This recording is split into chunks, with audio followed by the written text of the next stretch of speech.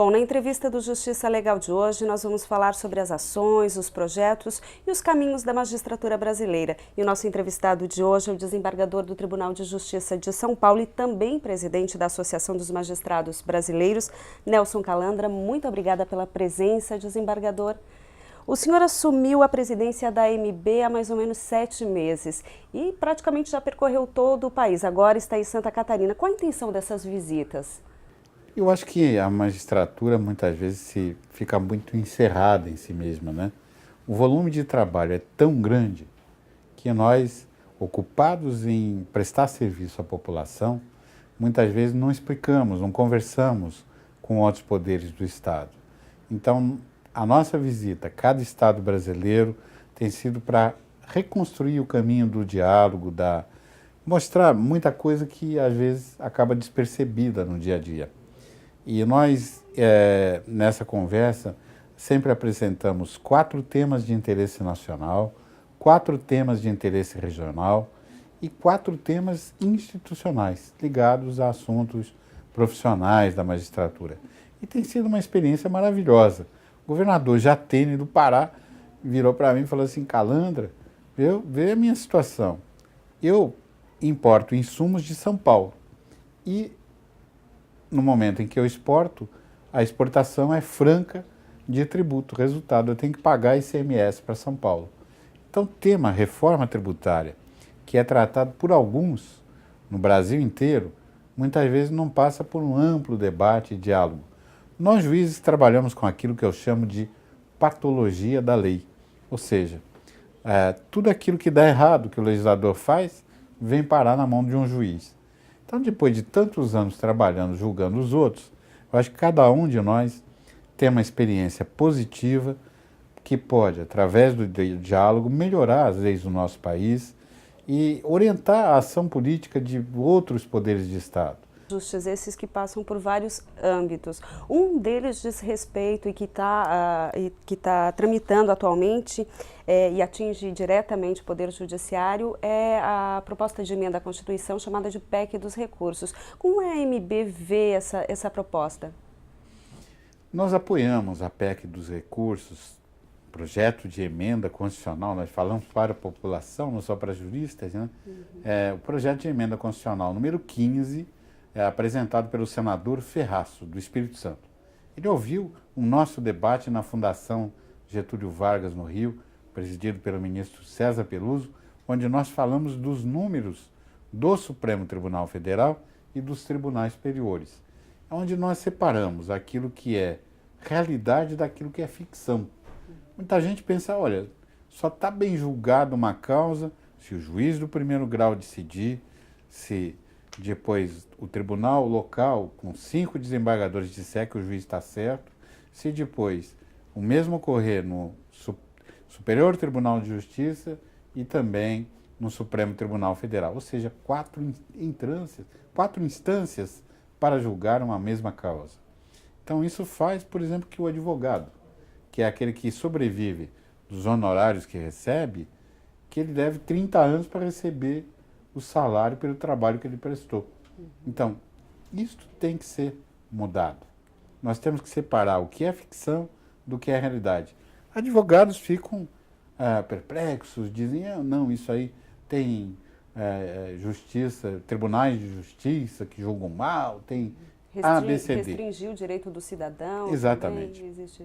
Mas o que nós propomos para os casos em que há erro do tribunal, que haja a possibilidade de suspensão. Aquilo que nós chamamos de teratologia, de monstrengo jurídico, às vezes acontece. Nós somos humanos e às vezes erramos no veredicto no tribunal. Julgamos milhares de causas, muitas vezes simultaneamente. Então, isso pode ser corrigido com o mandado de segurança, porque a teratologia, ou seja, aquela irregularidade no julgamento, constitui também ilegalidade que pode ser corrigida por mandado de segurança ou por habeas corpus. Além de tudo, nós não estamos abolindo o recurso extraordinário e o recurso especial. São recursos que continuam existindo e só haverá o trânsito em julgado antecipado da questão a nível de tribunal. A proposta de emenda à Constituição PEC dos recursos ainda não está definido, mas a alteração no Código de Processo Penal ela já está valendo, causou bastante polêmica. Como a MB enfrentou essa alteração, ouviu essa alteração? Eu acho que essa alteração do Código de Processo Penal, a Lei 6.403, que entrou em vigor no dia 4 de julho último, ela traz uma imperfeição grave. Falta o último artigo. Esqueceram do último artigo e a lei ficou praticamente impossível de ser cumprida. Porque, além de trazer todas aquelas obrigações que ela traz, que diz que o preso deve ser monitorado eletronicamente, o réu pode ficar preso na sua própria casa, faltou colocar o dinheiro suficiente, a verba, os recursos, para poder fazer tudo isso. Aonde que vai comprar ferramenta de monitoramento eletrônico sem dinheiro? Como é que nós vamos botar a pessoa em prisão domiciliar sem ter alguém que a vigie? Não é? Restrição de direitos. Quem vai observar que esses direitos restritos sejam realmente respeitados? Então, uma lei perfeita, faltando o último artigo. E é assim que a gente vive no Brasil, uma situação às vezes paradoxal, aonde leis são feitas como se nós pudéssemos, com uma lei, resolver afastar o problema da inflação, vamos botar aí uma lei que acabe com a inflação, outra que acabe com a criminalidade, mas para que isso ocorra, nós temos que vencer outras barreiras muito maiores. Desembargador, para nós encerrarmos, não dá para deixar de questioná-lo a respeito de pesquisas que saíram apontando o crescente número de violência com relação a juízes, a magistrados. É uma situação que preocupa. Nós tivemos vários episódios pelo Brasil. Lá no Maranhão, uma colega nossa teve a sala de audiências invadida, os processos picados e a toga dela toda retalhada a faca, não é? E você imagina uma juíza que enfrenta uma situação dessa. Nós a socorremos.